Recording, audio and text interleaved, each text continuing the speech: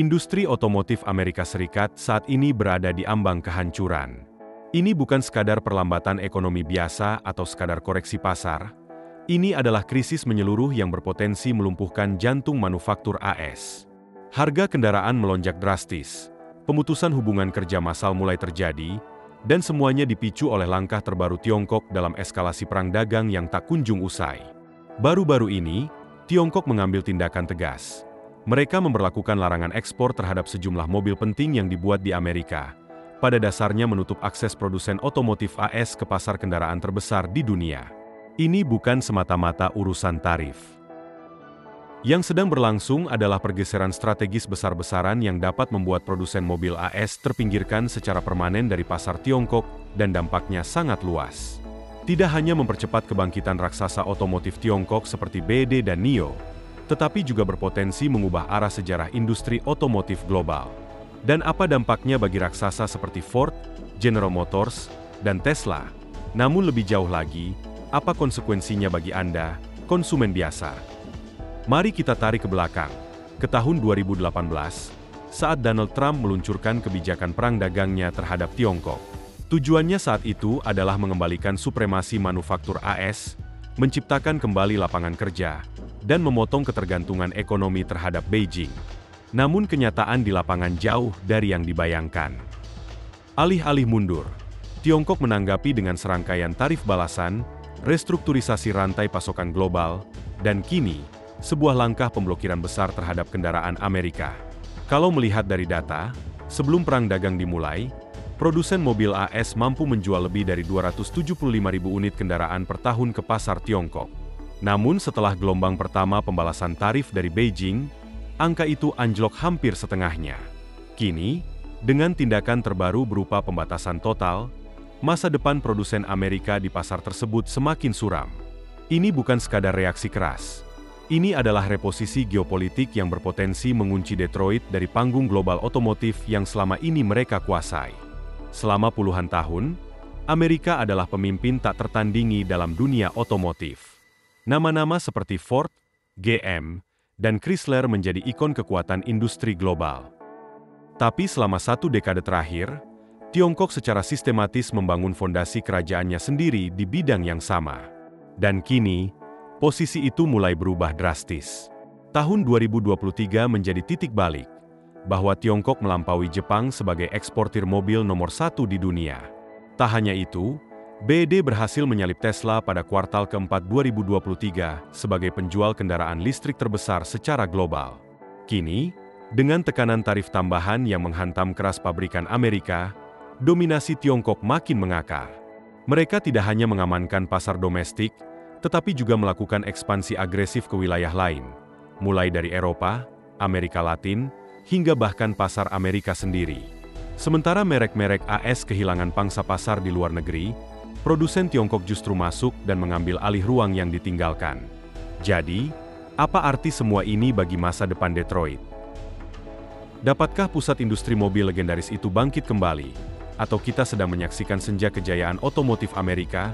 Satu hal yang pasti, Tiongkok, dengan lebih dari 30% kontribusi terhadap total penjualan kendaraan global, kini memegang kendali atas masa depan industri otomotif dunia. Dan Amerika, yang dulu jadi pemimpin tanpa tanding, harus menemukan cara untuk bertahan dalam lanskap baru yang dibentuk oleh kebijakan, bukan hanya oleh inovasi. Dengan diberlakukannya tarif baru serta gangguan rantai pasokan global, produsen mobil Amerika menghadapi tekanan yang makin berat. Ford melihat pangsa pasarnya di Tiongkok terus menyusut, General Motors mengalami penurunan penjualan tahunan di negara itu sejak 2018, dan Tesla kini menghadapi lapisan regulasi tambahan dari otoritas Beijing. Sementara itu, merek-merek otomotif Tiongkok berkembang bukan hanya di dalam negeri, tetapi juga memperluas jangkauannya secara agresif ke pasar-pasar luar negeri. Intinya, para raksasa otomotif AS kini harus berjuang di medan yang jauh lebih rumit, dan tanpa pasar Tiongkok, peluang mereka untuk kembali meraih dominasi global tampaknya semakin kecil. Ini membawa kita pada pertanyaan yang lebih mendasar. Apakah Amerika Serikat melakukan salah perhitungan besar? Penting untuk diingat, perang dagang yang diluncurkan oleh pemerintahan Trump bukan tindakan spontan. Strateginya adalah menghidupkan kembali sektor industri Amerika, mengurangi dominasi Tiongkok dalam sektor-sektor penting, dan melindungi lapangan kerja domestik. Namun realitas yang berkembang justru menunjukkan hal sebaliknya. Alih-alih menekan Tiongkok, kebijakan ini justru mempercepat lonjakan mereka dalam teknologi kendaraan listrik dan produksi baterai. Alih-alih membawa pulang pekerjaan ke pabrik-pabrik Amerika, kebijakan tersebut malah menaikkan biaya operasional bagi produsen dalam negeri. Dan alih-alih membatasi pengaruh Beijing, justru mendorong mereka untuk memperluas jaringan ekonomi mereka ke penjuru dunia. Jadi apakah ini sebuah kegagalan strategi, ataukah memang sengaja dirancang sebagai langkah jangka panjang dengan harapan menanggung rasa sakit hari ini demi hasil besar di masa depan? Apapun jawabannya, satu hal yang jelas, konsumen Amerika kini menanggung beban yang nyata.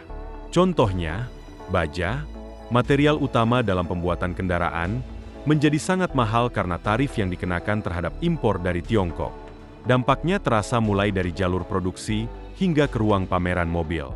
Harga tidak hanya meningkat di tingkat produsen, tetapi juga diteruskan ke konsumen, memukul daya beli masyarakat.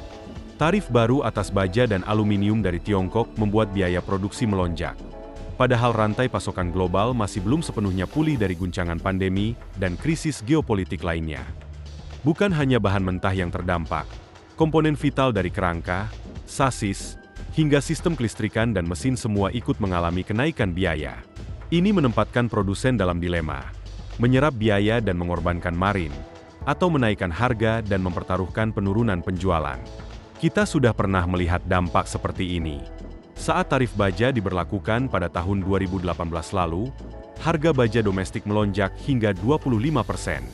Hal ini mendorong harga kendaraan naik secara menyeluruh, dan konsumen terpaksa membayar lebih mahal, baik melalui harga jual langsung maupun cicilan bulanan yang lebih tinggi. Kini, kita melihat sejarah terulang, namun dengan tekanan yang lebih besar karena suku bunga pinjaman mobil juga tengah berada pada level tertinggi dalam 15 tahun terakhir. Harga mobil baru di Amerika kini rata-rata mendekati angka $48.000, dan analis memperingatkan bahwa angka ini bisa menembus $55.000 pada tahun 2025, seiring kenaikan biaya material, upah buruh, dan kelangkaan suku cadang. Situasi ini menjadikan mobil bukan lagi barang yang mudah diakses oleh keluarga kelas menengah, melainkan menjadi simbol tekanan ekonomi baru. Bahkan pasar mobil bekas tidak lagi memberikan solusi. Jumlah kendaraan baru yang tersedia berkurang drastis, sehingga permintaan terhadap mobil bekas melonjak dan mendorong harga naik secara keseluruhan. Kita tidak lagi berbicara tentang inflasi biasa. Ini adalah perubahan struktur harga di sektor otomotif. Setiap kebijakan tarif baru bukan hanya berdampak pada arus perdagangan, tetapi juga memperkuat tekanan terhadap biaya produksi yang akhirnya dibebankan pada masyarakat. Bagi jutaan orang Amerika, memiliki mobil pribadi, yang dulu dianggap sebagai hak dasar dalam kehidupan modern, kini menjadi impian yang makin jauh dari jangkauan. Dengan beban tarif yang meningkat, biaya pinjaman yang tinggi, dan ketersediaan kendaraan yang menyusut, konsumen dihadapkan pada realitas yang keras. Harga mobil akan terus naik. Dan selama strategi ekonomi global terus berpijak pada tensi dan pembalasan, mereka yang paling terdampak bukanlah para pemimpin industri atau politisi, melainkan masyarakat pekerja yang bergantung pada mobil untuk menjalani kehidupan sehari-hari. Di sisi lain, produsen kendaraan asing, khususnya merek kendaraan listrik asal Tiongkok, masuk ke pasar global dengan penawaran harga yang jauh lebih kompetitif. Hal ini memperumit situasi yang sudah sulit bagi industri otomotif Amerika. Perlu dipahami, industri otomotif di AS bukan hanya sekadar kumpulan perusahaan besar. Ia merupakan ekosistem luas yang mencakup lapangan kerja, fasilitas manufaktur, serta komunitas-komunitas yang selama puluhan tahun hidup bergantung pada keberadaan pabrik-pabrik besar di negara bagian seperti Michigan, Ohio, dan Kentucky. Namun kini, seiring meningkatnya biaya produksi dan tertutupnya akses ke pasar ekspor utama seperti Tiongkok, masa depan ekosistem tersebut terlihat suram. Ford dan GM telah memangkas investasi mereka untuk lini produksi domestik. Sementara Stellantis memberi sinyal bahwa ketegangan perdagangan yang berkepanjangan dapat berujung pada penutupan fasilitas produksi. Dampaknya tidak berhenti di situ. Penutupan satu pabrik mobil bisa menimbulkan efek domino terhadap industri pendukung seperti pabrik baja, pemasok komponen otomotif, hingga rantai logistik nasional. Sementara itu, Tiongkok semakin fokus mengembangkan industri otomotif nasionalnya dan dengan cepat mengekspor kendaraan ke pasar global, termasuk Eropa. Produsen Amerika kini tertekan dari dua sisi sekaligus. Kehilangan pangsa pasar luar negeri dan berjuang menghadapi biaya produksi dalam negeri yang melonjak tajam. Tanpa intervensi pemerintah dalam bentuk subsidi atau kebijakan baru, Detroit bisa menyaksikan kemunduran besar dalam waktu yang tidak lama. Di saat GM dan Ford kesulitan mengurangi ongkos produksi, perusahaan-perusahaan seperti BED, NIO, dan XPeng berkembang pesat dengan pendekatan terpadu. Mereka tidak hanya memproduksi mobil, tetapi juga menguasai seluruh rantai nilai, mulai dari pembuatan baterai hingga perakitan kendaraan secara penuh. BED bahkan telah melampaui Tesla sebagai produsen kendaraan listrik terbesar di dunia. Dengan strategi biaya rendah, mobil-mobil listrik mereka dijual dengan harga sangat terjangkau. Bahkan ada yang hanya sekitar $11.000 di pasar domestik Tiongkok, membuat produsen AS terlihat kuno dan tertinggal. Ini bukan sekadar persaingan dagang biasa. Ini adalah restrukturisasi besar-besaran industri global. Merek-merek Tiongkok kini mendominasi bukan hanya di dalam negeri, tetapi juga menembus pasar Amerika Latin, Asia Tenggara, dan bahkan beberapa wilayah di Eropa. Dan selagi AS masih bergantung pada Tiongkok untuk pasokan baterai dan material utama lainnya, semakin sulit untuk membendung pengaruh Tiongkok yang kian meluas. Fakta di lapangan menunjukkan, Tiongkok kini mengendalikan lebih dari 70% kapasitas produksi baterai kendaraan listrik global dan menguasai sebagian besar proses pemurnian litium dunia. Sementara itu, kapasitas produksi AS masih dalam tahap pengembangan awal. Meskipun pemerintah telah meluncurkan insentif melalui Undang-Undang Pengurangan Inflasi untuk membangun rantai pasokan dalam negeri yang setara akan membutuhkan waktu bertahun-tahun, bahkan mungkin 1 dekade. Perusahaan-perusahaan seperti Tesla dan GM memang sedang berupaya mencari jalur pasokan alternatif. Namun dominasi Tiongkok atas logam tanah jarang dan teknologi baterai masih terlalu kuat. Strategi Beijing yang agresif untuk mengembangkan infrastruktur EV, memberikan subsidi besar-besaran bagi konsumen lokal, dan meningkatkan volume ekspor telah memperluas celah antara AS dan Tiongkok lebih jauh lagi. Kecuali Washington mengambil langkah tegas dengan mempercepat produksi material penting dan fasilitas manufaktur di dalam negeri, maka dominasi Amerika dalam sektor otomotif akan semakin sulit dipertahankan. Tarif hanyalah salah satu instrumen. Tiongkok masih memiliki banyak senjata ekonomi. Jika tensi geopolitik meningkat, mereka bisa memilih langkah lebih ekstrim, seperti membatasi ekspor logam tanah jarang, elemen kunci dalam motor listrik dan baterai. Mereka telah menggunakan taktik serupa terhadap Jepang pada 2010, yang saat itu membuat harga logam tersebut melonjak tajam dalam waktu singkat. Jika skenario serupa diterapkan ke AS, produsen mobil akan menghadapi lonjakan biaya yang besar dan mungkin harus membayar miliaran dolar hanya untuk mencari pengganti pasokan. Selain itu, Tiongkok bisa saja membanjiri pasar global dengan kendaraan listrik murah, yang secara efektif menghapus daya saing harga dari merek-merek Amerika.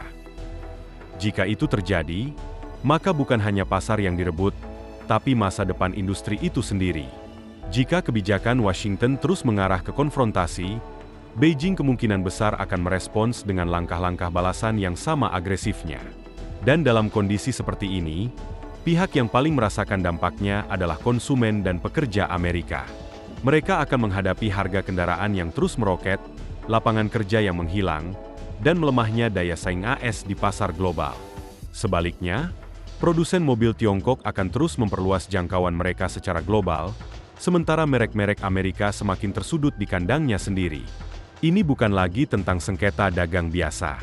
Ini adalah perebutan supremasi atas masa depan mobilitas dunia. Industri otomotif Amerika kini berada di persimpangan jalan yang genting.